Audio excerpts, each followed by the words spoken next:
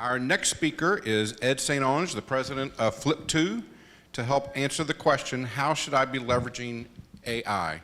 Now, Ed, I'll tell you in my speaker notes it says, how is Ed going to leverage A1, but I think that's a steak sauce. So it's A1 steak sauce? Okay, well, that'll be good. Ed is most known for being the co-founder and public face of EasyYield.com, the hotel industry's first fully scaled global channel management solution. He has now transitioned to oversee all relationships across DMO, lodging, and technology partners for Flip.to. Welcome to the stage, Ed St. Onge. All right. So, Stuart asked me about a month ago if I would speak to you all about how you should be using generative AI, which most of you would recognize as Chat GPT. And I said, yeah, sure, I'd do that, but why me? And he said, well, since AI is already more talented at stringing together words without saying anything than you are, I figure you're a perfect fit for it. And that kind of is true. I'm known for that. Those who know me know that I speak a lot. So I thought it would be fun to actually build this presentation where some of this presentation was actually put together by Chat GPT and some of it was put together by me. And I'm going to ask you at the end of each slide to raise your hands if you thought I did it or if Chat GPT did it. And I will pick one of you to be the winner, and there's a really cool prize. Rob from Crossover Marketing has offered that whatever winner I pick will get a drawing of a llama from one of his kids.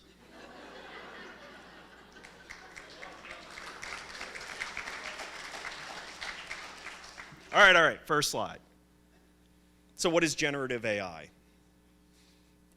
It could be explained this way, or we could look at it another way, which is it takes in a lot of content and learns from that content, writing styles, things like that, and then takes what it learns and uses that to give responses to you.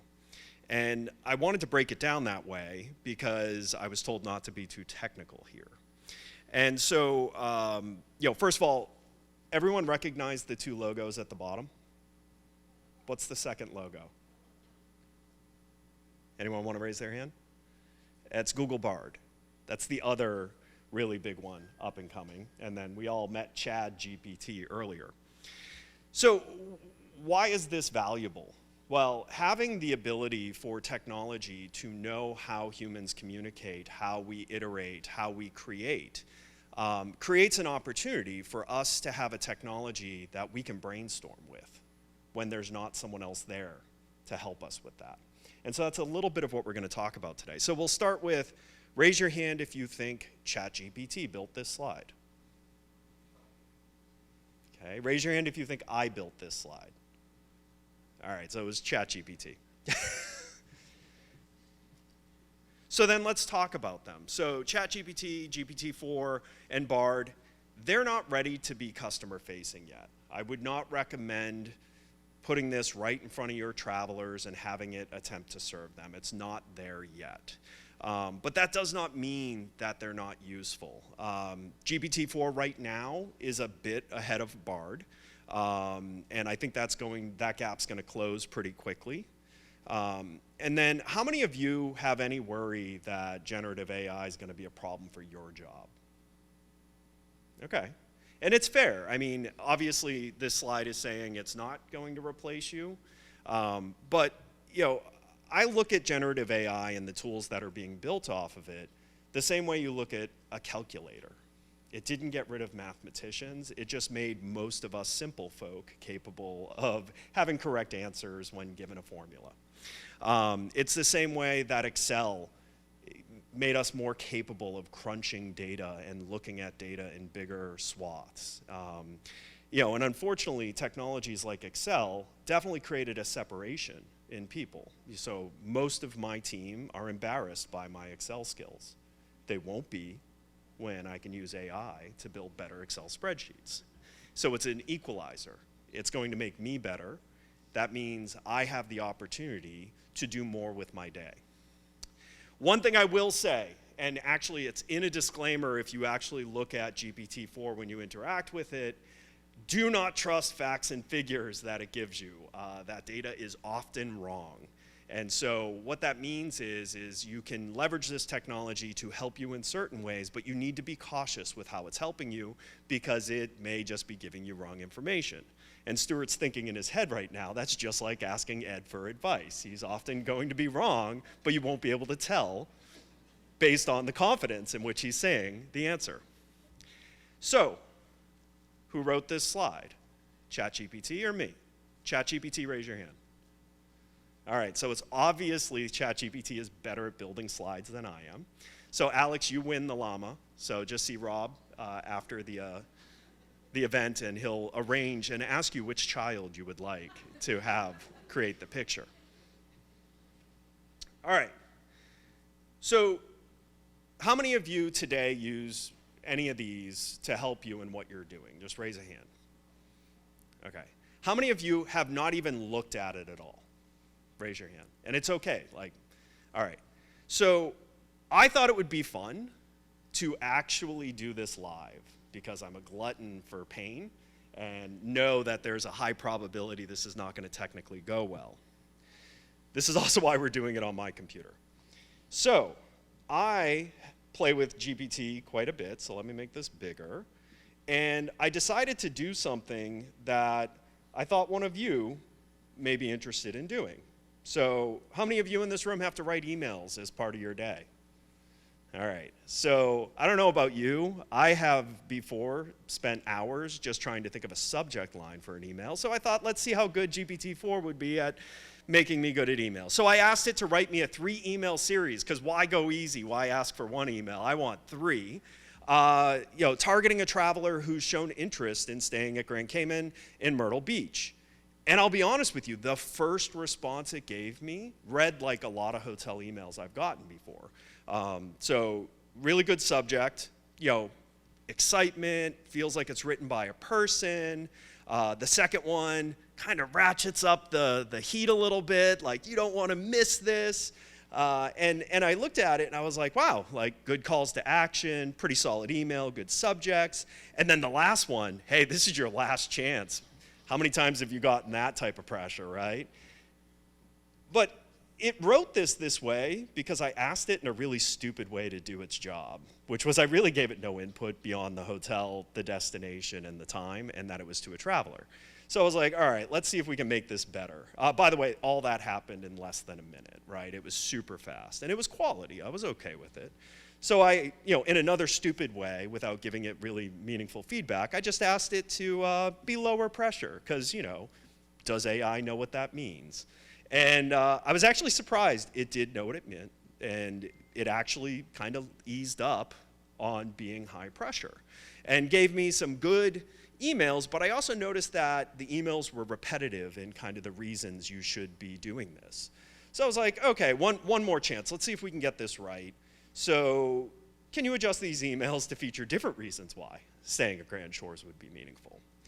And I'll be honest with you, I was really impressed because looking at the emails that it came up with, first of all, it kept changing the subject lines, and I liked every single subject line that it kept giving. So I was like, all right, that's impressive. But then it actually took my command and gave really good examples of low pressure, multi-touch, different reasons that it would be good to stay at Grand Cayman in May.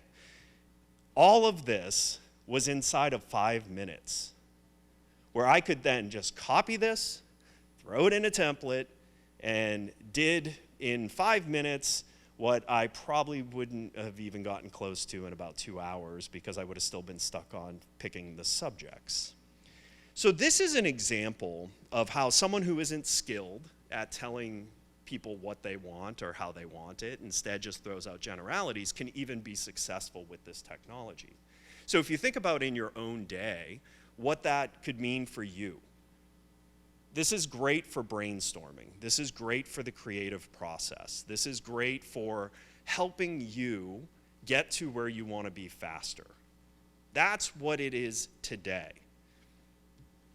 Couple other fun things I did, because if you actually look at it, saves all the things you ask it. So who wants to see the Stuart Butler joke? All right. But before I show the Stuart Butler joke, because I thought it was good, and actually when I read it, it sounded like a really bad joke that I would tell. So I want to tell the joke correctly before you see it. So how many of you saw Stuart walk in this morning?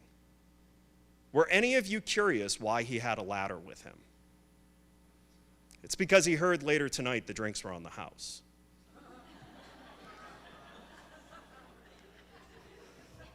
So why did Stuart take a ladder to the party? I thought that was good. Obviously, I was using it while Stuart was performing earlier on stage, and I wanted a more interesting story as to why he would wear an orange hat with a blue suit. And I got to tell you, GPT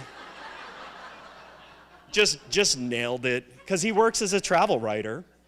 And he was at an event that he just was so inspired by this festival atmosphere that he wanted to purchase an orange hat. This is a far better story than I think I could have ever come up with, and it did it in moments. And so then I wanted to, understand about Stuart's cathedral thinking. And I asked it to keep it short because I wanted you to be able to read it. And if you actually look at this and take some of the literal pieces away from it, again, this is what Stuart's trying to do. So, as you can see, some of you have seen me present before to this group. GPT is way better at coming up with content than I am, because I got way more laughs out of this than any of my previous presentations. So I think it's safe to say it didn't replace me, it made me better. All right, so talking about this a little bit more though, so today you have to go to an architecture to mess with this stuff. It's not integrated into the tools that you use. How many of you have seen Office 365's upcoming release with Copilot, the videos about how GPT is going to be built into Office? Have any of you seen this video? Well, I apologize, ma'am, you're going to see it again because I had time to fill. So I thought I'd actually play it for you because it's super cool and it makes me excited because I hate building presentations. I'm horrible at Excel. And quite honestly, there's parts about this about prepping for meetings and stuff that I also thought was pretty cool.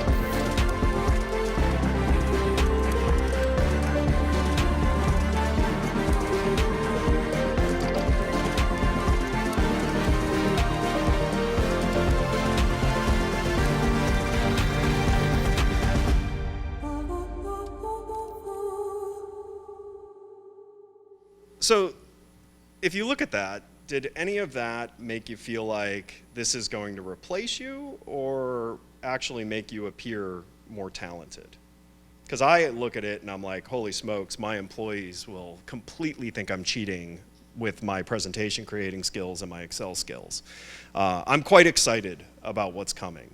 This is not like other technologies you've heard our industry wax on about endlessly. This isn't blockchain. This isn't Alexa in your room. This is real, and this is actually going to help you quite a bit. So I would recommend that you take time, no matter what you're doing to play with this a bit. I even encouraged my daughter, who has a YouTube channel, to actually start using GPT to come up with ideas for her videos. And she started doing that, and actually, after about 3 days, came up with a great idea in conjunction with GPT. So I'm going to leave you with a quote from a good friend of mine, which is, AI won't replace you, but smart people using AI will. So you have an opportunity to be able to reach above your skill set by having a little bit of augmentation thanks to these technologies. And so with that, I'm done.